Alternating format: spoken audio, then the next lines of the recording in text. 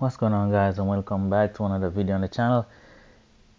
So today is going to be our preview for Chelsea versus Brentford, and for this fixture we'll be having the dreaded early kickoff. So this type of fixture has been a hit and miss for us. It's either we play really bad or we go ahead and we just smash our opponents.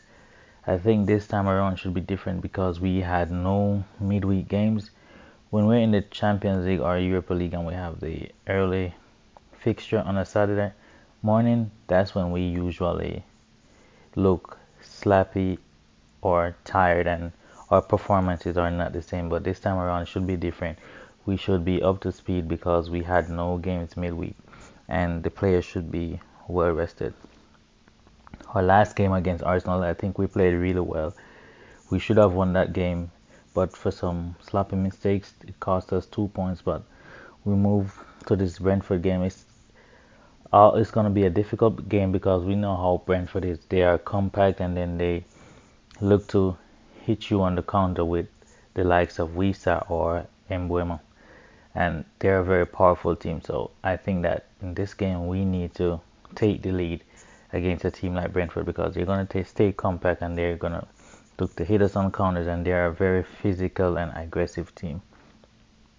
But with no further ado, this is the lineup I want to see against Brentford.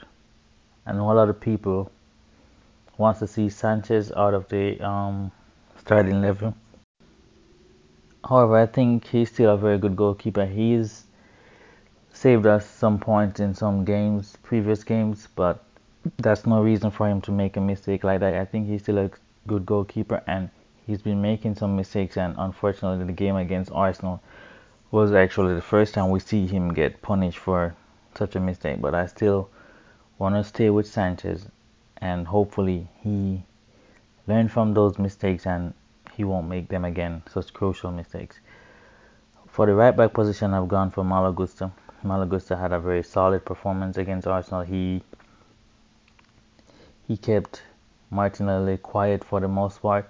A lot of people blamed him for the late goal we conceded, where Trossard just snuck in behind him. But I don't think that was his fault, or mostly his fault, because that ball that came in from Saka was inch perfect. It was a whipped cross. It wasn't a floated cross. It was a whipped cross deep to the back post. So I think that there wasn't much that he could do about that because as a fullback, his role was to stay narrow, keep things tight, and don't let not too much space between him and the right center back. And he did that.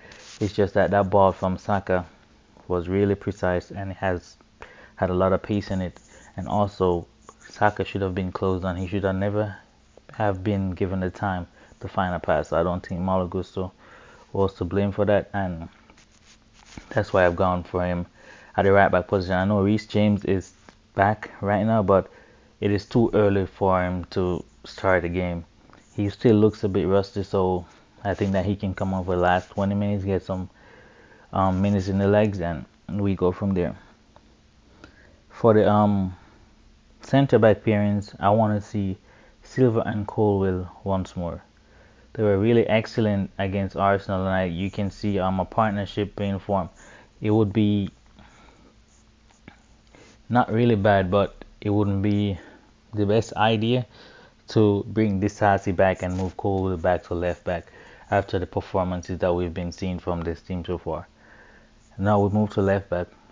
You know who it is. We're going to have to go with Cucurella because his performances of late has been really good, like excellent performances, and we're starting to see the player that we actually thought we were getting from Brighton. So Cucurella, keep that left back spot, and he'll be coming up against Mbeumo on the weekend. So we're gonna need to see another solid performance again that we see against Saka. Now I've gone for 3 in the middle because we're gonna set up in a 4-3-3 formation. No 4-2-3-1, 4-2-3, 4-3-3. So I've gone for Caicedo as the 6. And against Arsenal, we saw how he was just keeping the ball going, breaking up play, and there's no reason to change that. We don't need a devil pivot right there. He is a sitter. Get the ball, move it on. When we're out of position, break up play and hit launch counter attack. So Caicedo gets the nod for the 6. Now for the 2 in midfield, I want to see Enzo on the left side of the 3 playing as a deep line playmaker, and also Gallagher playing as a box-to-box midfielder. Gallagher had a very good game against Arsenal. He was just running around, but this time he was not running around just crazy. He was with a purpose. He was breaking up the play. His passing has gotten so much better, and first touch, and that was one of the things I criticized Conor Gallagher for at the beginning of the season, that he needs to improve his first touch and his passing, and he has done that. You can see that he's more refined in his game towards breaking up the play, finding those passes, his first touches. He's not really just focused on being a midfield goal scorer. You can see he's refining his game, and I'm happy to see this. So hopefully he continues to work on that. Enzo, as always, our best creator in the midfield. Keep on doing what he's doing on that left side as a deep line playmaker, finding the passes, creating chances, and yeah. On the left wing, I've gone for Modric. Modric had a fairly decent game against Arsenal. He didn't have much chance to run at Ben White, but whenever he had the opportunities, he made use of that, and I want to see that again against Brentford, because Brentford does not have a lot of pace in their back line. So if we can get the first goal in this game, then Modric on the left hand side is going to create a lot of problems for Brentford, and we need that. So as long as we get that first goal, then we will be in the driving seat. If we don't get that first goal, then Brentford is going to stay compact, and this is kind of where Modric has an issue playing. He is not really that good at breaking down defenses. He relies more on his pace, so I think that whichever way the game goes, we need to see him put in a performance and adapt to that sort of defense that are just going to sit deep, where he can't use his pace, but he's going to have to rely on his touch, and hopefully he can get another goal on this outing. Now, Cole Palmer, I have a false 9 again. I know this looks like the exact formation that we used last game, because it definitely is, because I do not want to see Pochettino change something that has worked for us. I've gone with Cole Palmer instead of Jackson, because these Brentford defenders are very aggressive and they like to have battles with strikers.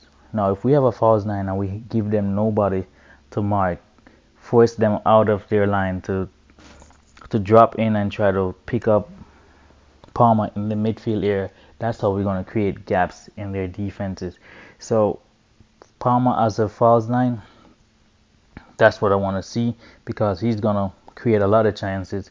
He has a good shot, good passing, good vision, and he's just a footballing brain on the field. So let's go with Palmer at false 9 again. And then on the right side, we're going to go for Raheem Sterling. I think this is the game for Sterling, because if Brentford decide that they're going to sit back, then I want to see Sterling, as he has been doing in the past games, taking on his man, running at their defense, and he's done that quite a few, and we've won some penalties. So I want to see him continue to do that, and he's got a couple goals doing that. So Raheem Sterling on the right side.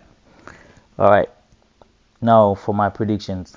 I predicted us to win against Arsenal, and it would have probably been right. However, we had some mistakes, and that kind of went through the window. So predictions, I'm going for a 3-1 to Chelsea, because I think we're starting to score goals. The team is starting to gel. Brentford, they're not the very, very best defensively, but they're a very aggressive team, and they like to play in transition. So 3-1. So let me know what you guys think about this lineup and what your lineup gonna be for this game. And please do leave a like, subscribe, and I'll catch you guys in the next one. Peace.